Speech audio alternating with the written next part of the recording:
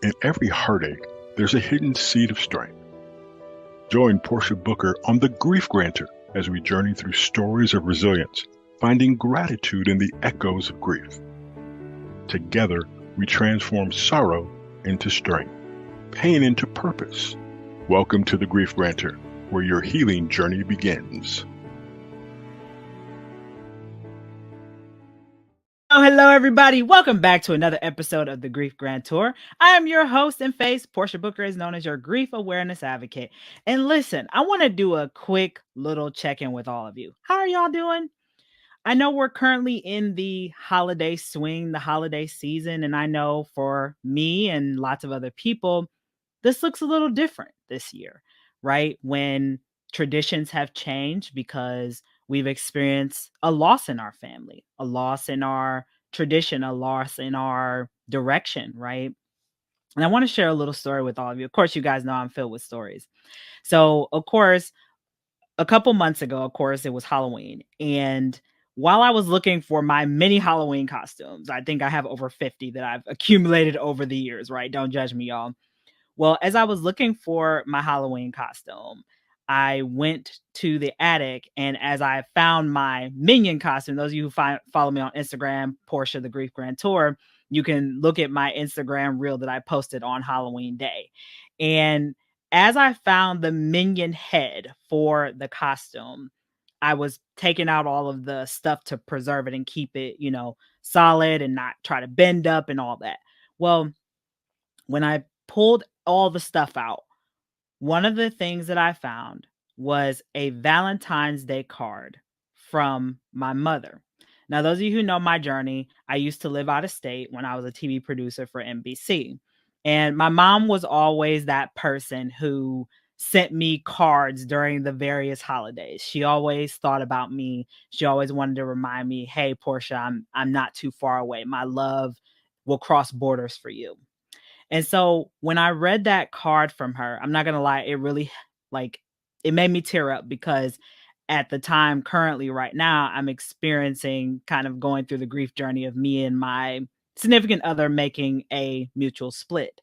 And what I want to remind everybody today is how when we are in seasons of grief, when we are missing our loved ones, especially during holidays, during birthdays, during different various family traditions, always remember that that love bond that you have with them is still present with you. It just looks a little different. So as you embark on your holiday season, still celebrate them, right? Celebrate the tradition, celebrate maybe there's a meal that you had that would always bring everybody to the table really quick. Maybe there's a sweet potato pie or some other type of tradition. Like I know here in my family, we used to play Scrabble around the dining room table whenever there was holidays going on, or my cousin would bring out the line dance CDs and we would dance after eating a bunch of turkey and wanted to take a nap. So I just wanted to reiterate that to all of you today to preserve those traditions, right? I know that it might be hard. It might be a season of sadness, but let's convert that sadness to a moment of strength, a moment of honoring our loved ones, honoring those traditions, and keeping that love language alive. So we're going to take our first break right here on the Grief Grantor. When we come back, we're going to be joined by a very special guest who focuses on helping other women find wholeness through the brokenness of loss. We'll be right back. Hey everyone, Coach Greg here from Living Empowered TV, where we help women live empowered lives through amazing guests, life hacks, mental, physical, and emotional health. See us on the Achieve Network, 12 o'clock Wednesdays Pacific time on E360 TV. Don't miss out. All right, everybody, welcome back right here on the Grief Grantor. As I mentioned before we went to break, that I know during this holiday season that we're in, a lot of people are experiencing kind of that loss or transition in their traditions and family. So I want to just reiterate, hold on to that loss, hold on to the language, hold on to everything to preserve your loved one's legacy, because during the holiday season I think it's key to always remember them and to find a way to incorporate them into these new traditions as you embark on your journey. So today we have the honor of being joined by who I would call a very good friend of mine, who is a coach who steps into what I call the space of helping other women to find wholeness that stems from the brokenness that we experience during seasons of loss. She is also the founder and host of Chai Together. So welcome to the Grief Grantor, my dear friend, Miss Pratibha Dey. How you doing today, Pratibha? Yay! I'm so happy to be here. Thank you for having me. You know, I think we both got the pink vibe going. I know. It's alignment. It's meant to be. 100%. And, talk about that, Pratibha. Look, first and foremost, as always, I extend my gratitude to you for always saying yes to me and jumping on my crazy adventures. What are you grateful for today? It's so interesting you asked that because this morning I actually woke up and I felt better because I gave gratitude before I went to bed. So when I woke up and I was making my bed to put away, I thought to myself, wow, look how much better I feel when I feel in gratitude. So I would say I feel gratitude for my ability to overcome and to always remember to go back to gratitude and how that could change our mood and how we feel emotionally. So I'm just grateful for a new day. A new day comes new vibrations. Yeah. I love how you mentioned that a new day brings new vibrations. Because I think when we're in seasons of grief, seasons of sadness, seasons of when adverse circumstances are piling up obstacles above our head where we feel like we're drowning, right? And I love how you just reiterated that, there's joy that comes in the morning. Yeah. Right. My uncle used to say that to me all the time, and he still does when I'm like going through the swing of, oh my God, I feel like I can't continue. Life is just going too fast. I feel like I can't keep up. I feel like I'm out of breath, like chasing the road runner on the cartoons. That was me yesterday. My friends kept telling me, breathe. And I was like, I can't. Isn't that the truth? As simple as that statement is, why is it so hard for us to just sit and do it? I feel it's because we want to vent and we want to get it all out, in the heat of things. And then it's like, all right, like now I got it all out. I agree. And I can tell you, Pratibha, even for me, right, when I feel like I'm just bombarded, flooded with, of course, we're in the holiday season, like what I mentioned, where we're missing our loved ones. For me, this will be the first year that I'm celebrating the holidays without either of my parents. And so it looks a little different. And I find myself just feeling emotionally super heavy, where I just want to cry all day. Or if I don't want to cry all day, it just, the tears just kind of peek behind your eyes like, hey, we're here. We're ready to drop at any moment. So can we just, step forward a minute? And, we don't mean to interrupt your day, but at the same time, we are going to interrupt your day because you've been holding us back for too long. Are you a woman with a message burning inside, waiting to be shared with the world? Join us at the TV Hostmaker live event this November in sunny San Diego. Hosted by America's mindset coach and host of I Have Today, Diane Forrester. Hear from women just like you who've transformed their lives with Diane's guidance. Diane Foster's events are the best, bar none. She made me feel exquisite. She leaves no stone unturned. I've got to tell you, Diane under-promised and over-delivered. Her event has changed my life. In 3 transformative days, learn to craft your TV show from tech to on-camera confidence. Become the celebrity expert and attract a world of opportunities. Spaces are limited. Reserve your spot now and let's make your dream of becoming a TV star a reality. Your audience awaits.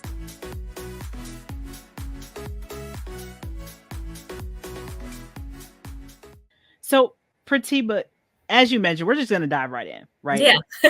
Every individual, right, who has gone through an abortion has a different experience, right? Some are still crippled 15, 20 years later, while others are finding a way to speak about their pain.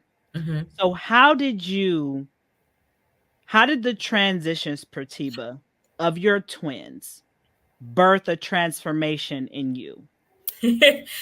Such a great way to ask this incredible question, because that's how Chai Together came about. I feel the life that I have today, my mental well-being, not having suicide ideations, not having depression, and really the only grief that I come across as it's unveiling like different aspects of my life too is regarding my twins. So it was a blessing in disguise for me, because that's the emotional impact and physical impact on my body it took for me to shift my mind. Whatever was going on in my brain all those years, the trauma, the suicide ideations, and the depression I had, which was very clinical, it all shifted for me because that loss was greater than all that stuck energy I was feeling within those years. So the transformation that came about was me being here today in front of camera, me sharing my story, being transparent, telling my truth. And you also mentioned how people, still suffer from holding on to that loss for years, because I feel it's where they're hosting it as a secret. A lot of people, privately message me how they've never told their family, and I'm so brave and courageous to share this. And also me being South Asian and sharing this, and the fact that my children were Black, that already in my community was a downfall and something I was supposed to be ashamed of. But instead of feeling ashamed or sorry for myself, I said, I'm going to tell my story. And I also didn't find any other women in the online space who had experienced exactly the same thing I had, or a second trimester abortion, which is more rare than earlier on when you can just take the pill. I had to go through a surgery, and after the surgery it was 2 years of processing where my body got back to normal. So it really has been a journey for me. Pratibha, something that just came up just now for me is when you brought up suicide ideation, right? I want to touch Yeah. on this because I don't think this is something that's talked about Yes. during seasons of grief, Mhm. right? And so how did you, during that time, can you walk us through Mhm. maybe I guess you can say limiting beliefs that you had during that time, either pre and post your abortion, that brought up those suicidal thoughts for you? Yes, I can. So I would like to firstly say that the abortion experience, children being physically extracted out of you, that experience in itself, there is a liberation that's indescribable. And as a woman, how you feel is also indescribable. It's kind of like the light at the end of the tunnel. That's truly how I feel. It felt like things were going to get better now, even though I had been through something so horrific. I believe the limitations before that period of time when I experienced abortion, I had never experienced pregnancy before, never had experienced abortion or been in a situation that was so traumatic for me. And I feel everything in my life led up to that moment, the strength it gave me, just like you were talking about full circle in life, so I could be here today telling my story. Otherwise, I feel I would have harbored it within me like a secret until I went to the grave. So the limiting beliefs were really how I didn't have something to shift me into my purpose, something I was living for, a story I had to tell, a truth I had to tell, until the point of the abortion when I said, this is enough, enough is enough.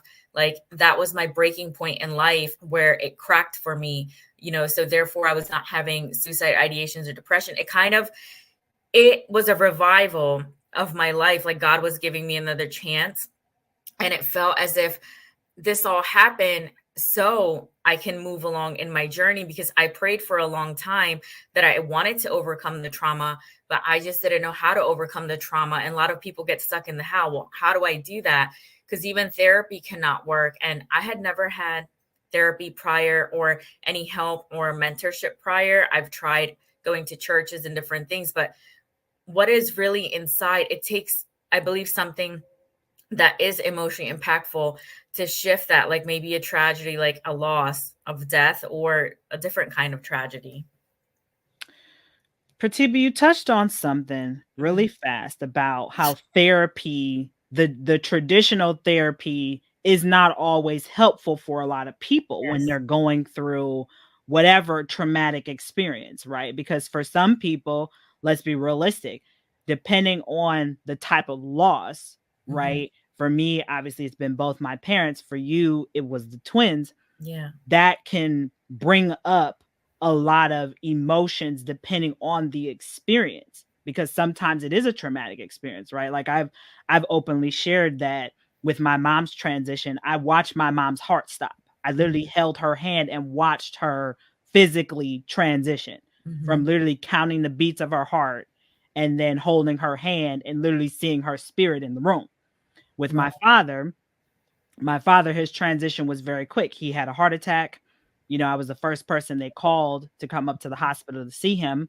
And when I came up there, when I went into his room, he had probably just transitioned within 20, 30 minutes of me getting there because he was still warm. And so for you, as you're describing this abortion experience, for you, it might have been traumatic, some parts of it, right? And so I'm curious, Pratibha, can you shed light for our audience on what worked for you? What strategies really helped you to get to this level of, number one, this strength that you have to openly talk about it? Was it journaling? Was it different mantras that you recited every single day, like I'm going to overcome this? Or was it a coach who came into your life that kind of took you under their wing to help you to see things differently, or even just, anything? What would you say was kind of those strategies that really helped you that maybe can help our audience who's tuning in, who might be in this situation now that you were? Yes, thank you for that. Before I answer that question, I want to say yesterday I was listening to something on Baba Ramdas's channel with a gentleman named Frank O, and he was actually talking about the transitioning period and how people can focus on the last breath, and that can be so devastating when they see their loved one take a last breath. And he was just stating how to look at it from a perspective of look at their whole life, not just the last breath that people tend to focus on. And he also stated that some people frown upon people passing away in peace and aloneness, that it's completely okay if someone chooses to be alone when they want to pass away. So those two things that you stated about your parents go into alignment with what I listened to yesterday. And the things that helped me during that time after that experience. So I did experience homelessness during that time. However, it was homelessness also within my family and friends. So I was bouncing around from place to place. And then I had a bit of stability, but really no foundational base to go to at the time. And what really helped me was Sadhguru, the yogi mystic in India. He's the founder of Isha Foundation. He's become more popular now. I would watch his videos nonstop, the spirituality, the faith, the hope. And I started practicing yoga just in the space I was in. So at this time, remember, I didn't have money. I just had a few pieces of clothing, my suitcase, and I was very grateful to have the food that I had for nourishment. So I used eating healthy foods, doing yoga, and listening to those videos, really stayed inside. And then I think about a month or two, I stepped outside to face the world again. And at this point, I hadn't really cried much. I think it was one time I sat in a closet and cried a little bit, but I hadn't really had the shock of it until 5 months in, when I really broke down with the grief. And also, I want to share, so when I went into nature and it was a rainy day and I looked at the droplet on the leaf, and I'm very earthy, spiritual person. And it just connected me with life again, that there is hope. And in that moment, I remember telling myself in my mind that I'm going to become successful, that their death isn't going to go in vain, and I'm going to make it. And that moment was what shifted everything for me. And I have pictures from that day to remind me how I used to look, how my life was in that moment compared to the vibrancy I have today. And that was the start of my journey in being able to tell my truth. Pratibha, you shined light on several holistic ways that really gave you the path to kind of start letting go of the shame, of the guilt, and really embark on your grief journey by embracing it instead of evading it. I'm a firm believer now Crying helps in so many different ways, and it's good for your soul. And I Yeah. think we need to, reiterate that into our society, that it's Mhm. okay to cry. It's okay to let those emotions go. And it's okay to seek a different alternative, right? I'm not saying that talk therapy it's not effective, right? I'm not saying that it isn't. It works, but it's all about really finding what truly aligns with you as far as your healing journey. Because sometimes we're not open to talk yet, right? No. You're in so much shock, and how can you really talk about something when you're kind of numb to it, you Mhm. know? So we're going to take our first quick break right here on the Grief Grantor, everybody. When we come back, we're going to continue our conversation with Miss Pratibha Dey. Stay tuned, everybody.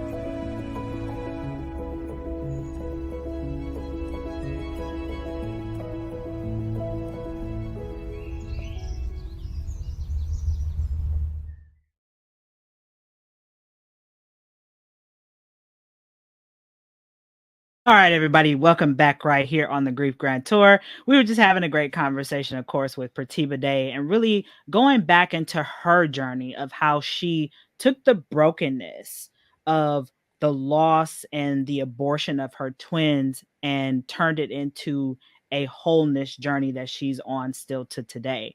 So, Pratibha, before we jump into the next part of our conversation, if our audience wants to connect with you and learn more about you, is there a website or social media handle you can share with us today? Yes, you can follow me on Chai Together. So it's Chaitogether. And you can Google Chai Together and you'll find me. You're Googleable too. Oh my I'm God. See, we Googleable. really are. Everything comes up. Or my name.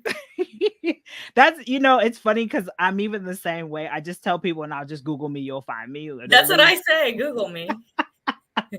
Pratibha, something that you brought up Yeah. in the last section, that I really want to touch back on is this shame that tends to encompass or go along with grief, like like the stepson or the stepdaughter, right? They go hand in hand. Mhm. And I'm curious, Pratibha, for our audience who's tuning in, how did you work with that shame in order to let it go?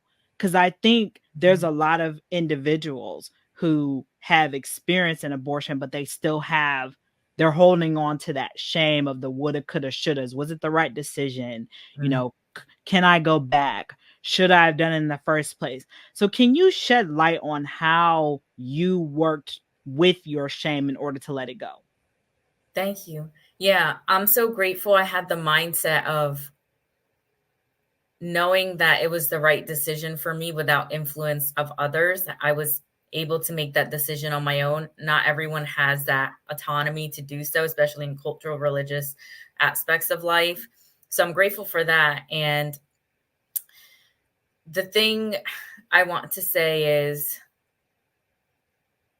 when it comes to shame, I've recently learned shame is the lowest vibration you can feel. And for my story, there was a lot of shame coming from others than myself. I necessarily did not feel shameful that I was in that situation. However, the cultural aspect wanted to make it feel shameful for me that without marriage, I was in that position, that too, being Black children out of my race. And they did not accept the father of the children as well. And I found myself in a bad situation at that time. So the shame, how I processed it, I kept moving forward with such drive that I completed college, my last semester of college, right after the abortion that summer. And talking therapy through my school really helped. It's as if God had really just opened my wings up, and I was blessed with a wonderful therapist that stayed with me for about a year's time, that I tell her she gave me a new life, but she says I did the work. And art therapy, I used my school course curriculum to heal myself, and I shared my story with my school and my professors to where I was able to do all of my school projects about celebration of recovery and celebration of life. And I made that my senior project. And I used art therapy and collages and making art about my abortion to really heal and feel that this is a release, this is a blessing, this is not something I should feel shameful about. However, there was a few moments in time where I felt as if, I've killed or I've murdered. And that was a space I did not want to stay in, so I didn't. But those thoughts do come to mind. And then many, many months later, I was able to watch the procedure for the surgery to see what had really happened to me while I was under anesthesia. Pratibha, there's a couple things I want to touch on really fast. You talked about how the shame was coming from others, not so much you, but the shame that's being projected onto you from other people, from their experience of their abortion, right? So really quick, how can other individuals learn to not take on the shame of others that's being projected on to them? Can you maybe give an example or maybe like a mantra for them to say to themselves every single day as they're either post or pre this decision that they're going to make? Yes. So in that time, I would say there was a strength that comes over you to where you're able to stand your ground. When a woman experiences an abortion or a loss of any kind, loss of child, I want to specify on, there's this anger and there's this power, the adrenaline that is nonstop within you, like a restlessness, to succeed, that no one can get in your way. You are so powerful. It's really an embodiment. So during that time, I feel like it would be something you tell yourself, that, such as I stated, that the decision was made by myself and it's the right decision for me. You have to tell yourself something that you know is to be true, regardless if other people are trying to direct you in a different way. However, I feel it comes naturally. It's something, like I stated, indescribable, and it's a feeling. And no one can stop you. And no one was able to stop me during that time when I was doing everything in combination to heal myself. And I'm grateful that I had the time and ability over the pandemic to do so. It seemed that the timing of my life of when this transformation took place was in divine alignment, because I returned home to the States to be able to have that abortion right before the gates closed during the pandemic for travel. So it's really, really timely. Well, and I agree with you, because obviously during that time, during the pandemic, everything was shutting down left and right. I remember it was March of 2020 and I was getting a tattoo done on my leg, and they literally had just made the announcement that the world was shutting down. Nobody could go anywhere. Everybody had to be indoors. I'm like, what is this, 1984? Like, like literally, I'm thinking about this looks like something in a horror movie, but obviously, that's what happened. And so talk about divine timing for both of us, because I had just made it home when they started issuing the whole curfew thing. So I get you there. In the depths of loss, where do you find peace? Maria Bilenik understands your journey. Through Healing Heart, she's guiding mothers like you to find inner peace amidst grief. Her kind, loving way of being had me heard, witnessed, and acknowledged for my pain. Maria is committed to empowering grievers to release the myth of perfection, taking action to honor and nurture our bodies. She has a heart of gold. Maria is lighthearted, deliciously quirky, and funny. Join a community where your loss is understood and your healing nurtured. Together, let's navigate the labyrinth of grief, one step at a time.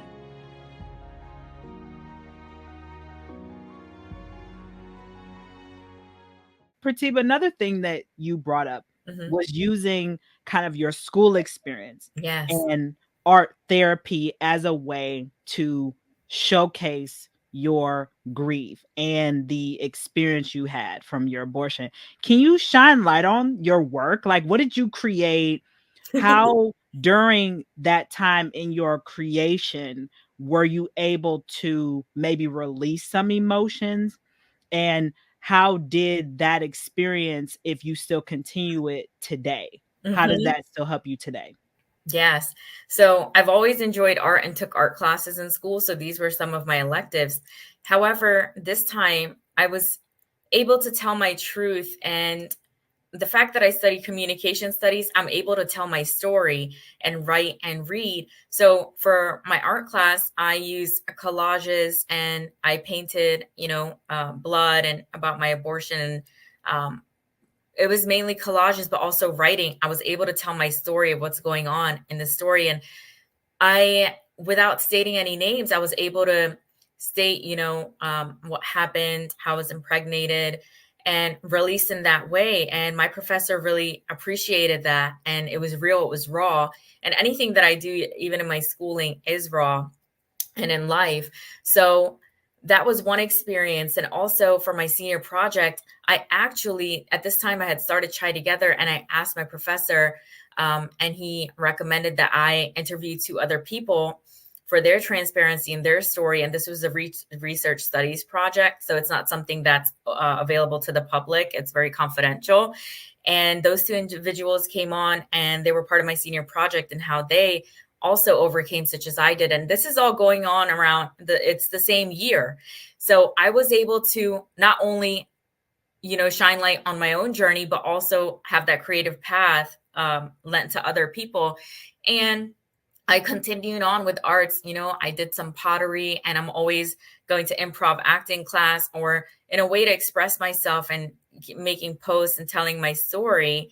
And I feel the truth is what really sets you free, because if you harbor that and you don't release it in your day to day, and I feel that's how people carry that pain and suffering for years on. Well, I agree 100%. When we hold on to the shame, the guilt, it's kind of like, in a sense, putting rocks in your shoes and then jumping in the water, right? You're going to sink, continue to sink to the bottom, right? Until you start shedding some of those layers to make yourself lighter, right? Yes. Pratibha, another thing that you brought up was about seeing the video of the procedure that happened to you, however many years later, right? And I'm curious, because preface really quick, I want to interject before I ask this question. Some people know this story about me, but others may not. But on my mom's transition day, I got a little nudge on my shoulder an hour before she transitioned to record our last conversation. So the very last conversation that I had with my mom is recorded on my phone. And I'll be very honest that for about 6 months, I couldn't listen to that conversation with her, because it would just break me down. And so, Pratibha, I'm curious if you can maybe elaborate now, when you've watched that video, what emotions come up for you, and where do you find gratitude in this experience? Thank you. I'm going to start backwards. I feel the gratitude came in knowing that it's over. Like, after I watched it, I was able to watch it. I feel maybe over a year's time, maybe over 2 years' time. This was in 2020 of January, and we're in 2023. And when I watched it, I'm somebody who's a practical person, and I believe in science, and I also, have faith, and when I watched that, it made me feel a sense of making sense. That's what I was trying to do. I was trying to make sense of what I experienced when I could, not watching it too early where it's too harmful for me and I'm not able to handle it. So when I watched that, it made me question. I want to say this one thing. There was a lot of pro-abortion and also against abortion things that were coming up in my research. And those things can make somebody who's not strong enough within themselves, make them really feel bad or make them feel very judged. And that's a lot of what I came across when I was looking for that video, as if I'm supposed to feel bad about my decision. There's a lot of stuff online like that. So after I watched that, I just sat with my feelings and sat with myself. And you mentioned journaling earlier. That's been a lifesaver for me in this journey, along with talking. I told the world about what happened to me. I mean, guys, girls, anybody, Lyft driver, I spoke my truth to the world. Hey, when they asked what's going on, like I was in that place where I needed to release, and there is no shame for me in that. So my emotions were really, it was a heavy heart, like you're saying, of grief. It was heaviness of knowing that, I wasn't able to bring them into this world because it was out of my carelessness, and not feeling blame for that 100%, but knowing that I didn't know better. I didn't have the guidance and support, and I was in a domestic violence relationship. When you come from a childhood of trauma and you come from stunted growth, you're not able to make adult life decisions. And I'm fortunate enough to have had a bad experience make me grow up. Pratibha, I can definitely relate, how depending on how we grow up, right? Yeah. How some of us become what I call stuck in the victim wheel of shame, where we just continue to go round and round and round, oh, life is happening to me instead of life is happening for me. And I appreciate you shedding light on that, because I know even for me, when I listen to this this audio conversation between me and my mom, sometimes it depends on the time of year. Sometimes it really tugs on my emotional heartstrings, but I always go back to gratitude. Gratitude is what I describe as the life jacket that keeps us afloat during seasons of grief and adversity. And I'm grateful that I have that recording of my mother, because, I'm grateful for having her as my mom, first and foremost. And then second, nobody can really ever forget her, because I always talk about her all the time. Just like how you always talk about, your journey of, having this abortion to now creating, a wave of healing for other people through your own journey and through conversation, right? And so, Pratibha, for our audience who is tuning in, right, I'm always curious, how can they, in this season, wherever they're at, how can they either look back or look forward with this experience, and in a sense, pay it forward and educate others in this realm that they may not have any idea at the time, right? Because you talked about how being young, you didn't know, you didn't have the support. No. But now that you do, you're paying it forward through your initiative, through Chai Together. So how can they take their experience and pay it forward in a way that educates and empowers others? That's very interesting. And is this for viewers who've experienced abortion alone? It doesn't matter. Okay. I mean, right? To me, whether they're thinking about it, right? It might be somebody who's about to knock on that door. Or it could be someone who is potentially still stuck in the shame, in the guilt, and not being able to move forward, but they want to. But they're just stuck and need maybe that word, that way to get there, that door opening for them. Interesting. You said door opening, because when I worked and learned with Bob Proctor's Institute, there was a statement that said doors will open for you. And then I also learned in my spiritual studies that doors are always open. So it's interesting how you said that. And I feel what really works is, I think your circumstance, but also there's always angels. And I know you like talking about angels, but I do feel like when you're in those down times, that word that's supposed to come to you, or that message, it can come in different ways, and it's different for everybody in their life journey. And the number one thing I would say is get a lot of help. I had to get a lot of help to get here today, to even be speaking on camera. I didn't speak on camera before I started sharing my story. It was actually my bad experience was the first video I made, a 3-minute video that I submitted to Mr. Les Brown's program, sharing what I experienced, and people could relate to that. So if you have the courage, and not even if, it gives you the courage, I would say when tragedies happen, you begin to advocate for yourself. You can become so angry where you advocate, such as Black Lives Matter or any other causes. Enough is enough. So what is really the right thing that comes about? When it's time, you're going to get the therapist. I feel when it's time, you're going to start your business that can advocate for whatever it is you experience. There are people in this world who aren't able to do that. They're not as resilient, and they shut down, and they may not have a secure attachment style, and they may not have anybody. I was grateful to have at least people to come on and support me, and family where I could stay with. But there's individuals that's at the end of the road for them. They don't see the light. However, I mentioned earlier, whether you're man, woman, regardless of sex and gender, there's something that comes over you where it feels that relief and letting go of the loss, that the bad, the worst is over now.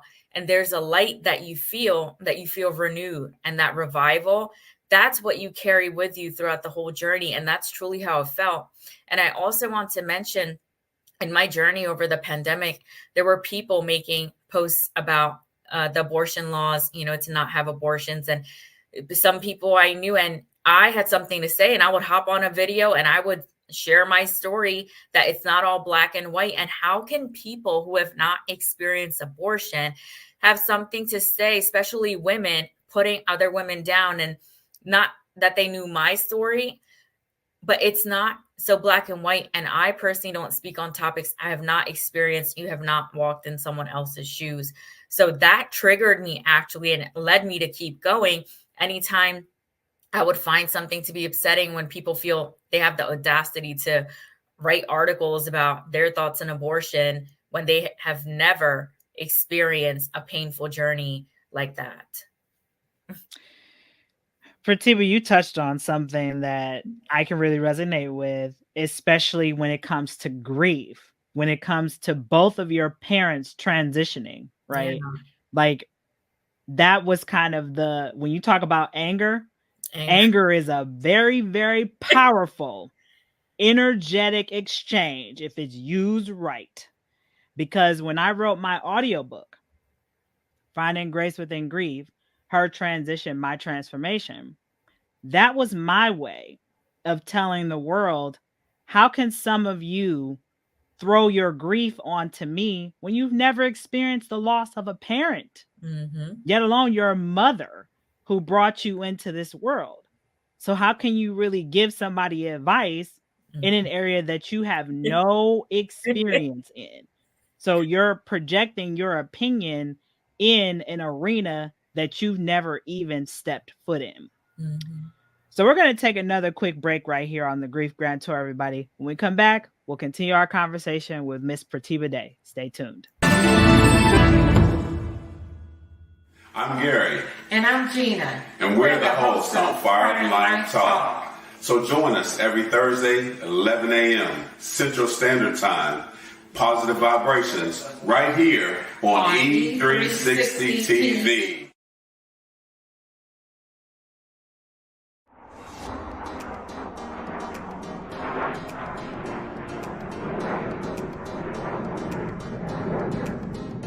Are you ready to illuminate your path and embrace your true purpose? Welcome to the Secrets of Being retreat in the breathtaking landscapes of Costa Rica. Experience a life-changing journey, surrounded by the vibrant energy of nature. Make connections with like-minded visionaries and change-makers like yourself. Discover the power of love and light as we dive into transformative workshops, guiding you to unlock your highest potential and radiate positivity. Connect with the wisdom of the earth, immersing yourself in the beauty of Costa Rica. Let nature inspire your journey of self-discovery. Awaken the visionary within, and let your light guide you to create a positive impact on the world. Join us at the Secrets of Being retreat and shine bright. Reserve your spot now and take the first step towards a purposeful, inspiring life. Embrace the secrets. Embrace your light. Embrace your being.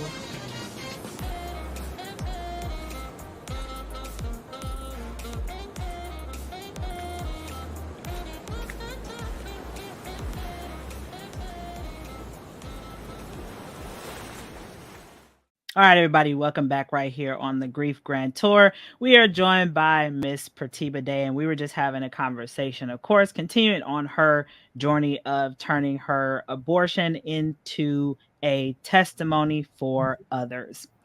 Pratibha, something else that you brought up, right, before we went to break was how other people want to voice their opinion about the experience of an abortion and what their thoughts are, right? The other thing you touched on was support, right? And I think this is kind of a theme in this show about how do you handle, or how do you, in a sense, forgive not just yourself, but others who could not give you the support that you needed during that time. Yes, I did not have much support to start with. Actually, throughout my life, I didn't have support. And I would always ask God about that and wonder why I'm not receiving that love and support from family, or even having friends that were serving me, but only serving me for that time because it was more so trauma bonds, perhaps, than from a healed space. So my friends weren't the friends that I was going to have lifelong, and the healthier version of me when the layers of trauma are unveiled piece by piece. So in this journey, I feel when it comes to support, I had two friends during that time that actually came through for me and helped me. And I always remember them. And to me, without them being in my life during a time where I wasn't well, I don't know where I would be today. And I think everything happens for a reason. And the people I considered my best friends that were like a sister to me, there for me for 8 years of friendship, ghosted me, abandoned me. And that really shined light how it triggered my abandonment even more, but how I'd be there for someone in their circumstance that they aren't for me. And I was able to let go of those people. Some of them walked out on their own, promising that they'll come see me after the surgery, or some blocked me. And this was my friend group back home. I had to start new, and Try Together was my new start. And it's actually how you and I met, and I didn't know you before. That seed was planted in me throughout a dream. The night of my abortion, I had a dream with a mug similar to this one, without the same logo, similar to this one. And there was a baby in it, like a milk chocolate baby, just smiling at me. And I saw a hand going to just grab the mug, and I woke up. I've never had nightmares or bad dreams. And I feel all the support came spiritually from within me. It was visions and signs. Like I would see a number 2 in the air. I would see 2 birds suddenly come next to me. It was twins I was expecting. And I saw a lot of babies after that time. It's like they were looking into my soul and telling me I'm going to be okay. I felt I was receiving these universal messages. And for the first time, I want to share that when I was walking along the sidewalk after my abortion, when I got into nature, I saw a baby bunny that had passed away in front of my footsteps, and I had a cloth in my bag, and I was able to bury the baby bunny and under a tree, and it gave me closure for my own kids that I never buried. And then that following that same week, I saw another baby bunny again. And I took pictures and I put that one in a cloth too. And that was 2 of 2. So signs like this for closure come through universe, through earth, through healing, through all the elements. And that's really what propelled me forth, is that courage, hope, and inspiration, what Chai Together stands for. And that's why I've named it that, and one journey at a time. Pratibha, I'm glad you touched on the signs and the different messages that you receive from the universe. First, I want to extend my gratitude to you for being so generous, so open about your story, about your journey, because that's what this show is all about. The Grief Grantor, granting yourself permission to find gratitude, build resilience, be innovative in how you pay it forward, find empowerment and educate others on your journey of overcoming, and also finding forgiveness, forgiving not just the other people, but also yourself, because forgiveness, I'm a firm believer, is for you. So I extend my gratitude to you always. Thank you. When you talk about signs, I've got so many from even my mom and my dad's transition, right? Like some of you guys know the story, but 2 days after my mom transitioned, there was a monarch butterfly just moseying in the front yard. I'm like, okay, Ma. Well, then my father, funny story about my dad was an entertainer and his stage name was Butterfly.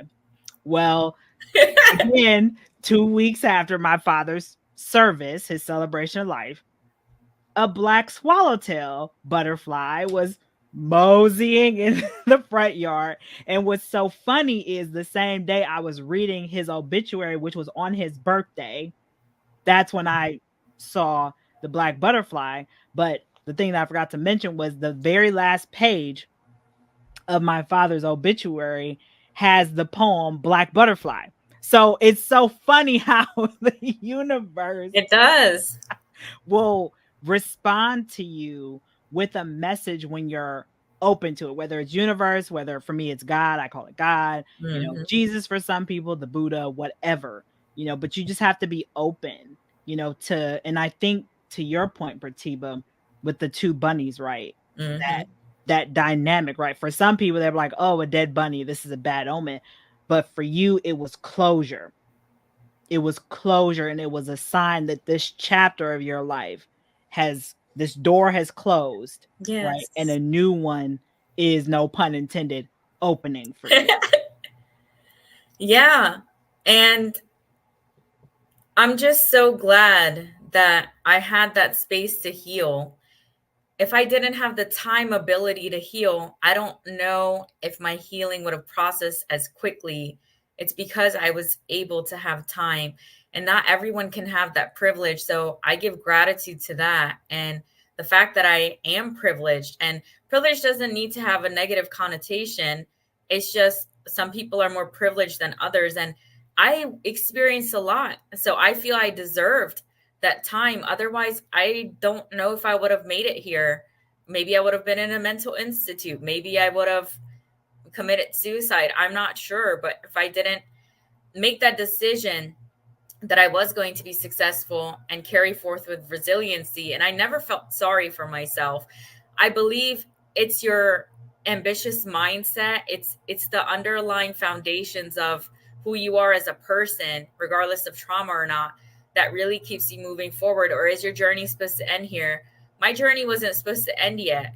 Otherwise, I wouldn't have helped so many people like you're helping now with your show, and just becoming who I am and becoming healed. 100%, Pratibha. I think what I love is that you brought up about the word ambitious, right? I think your journey is a true testament of taking this adverse circumstance, right? Your abortion led to you being ambitious and really sharing your story and creating a community of other people who sought an answer, who needed a different way to see somebody else go through it and give them the notion, I can go through this too, but I can come out the other side better instead of continuing to get stuck. Yes. Right? Pratibha, again, I extend my gratitude. We're going to be wrapping up here soon. And, I always love to leave our audience with a word of hope, a word of inspiration, right? As they embark on whatever their journey is, wherever they're at, right? Maybe there's someone who is, like I said, about to knock on that door of getting their abortion. Or maybe it's someone who's post that and maybe they're feeling the shame of others, the guilt, where they're so bogged down that they're looking for another avenue of healing, of hope and inspiration. What words of hope and healing can you leave with our listeners today, Pratibha? Yes. Meditate. Meditation is what helped me through the whole process, just closing my eyes as I'm sitting there at the clinic, closing my eyes and before, after, waking up from the surgery, meditating at all times to remind myself that I'm alive, I'm here, I'm safe, it's over now. Meditation has been my answer. So that's my answer. Hey, short and simple and sweet. And also breathe, everybody. Make sure you're breathing, because I think when we're going through so many different ways of emotions, we just need to take a minute to stop and take a good deep breath in and out to reset, regroup, and be the best version of ourselves. Well, everybody, that was Pratibha Dey that you heard from here on the Grief Grantor Show. And that concludes this episode. Thank you guys for tuning in, and until next time, everyone. Thank you for joining us on the Grief Grantor. May the story shared today light your path and guide your heart toward healing. Remember, with every moment of grief, there's an opportunity for gratitude, resilience, and empowerment. Continue your journey with us online and share your own story, because in this tapestry of life, every thread matters, especially yours.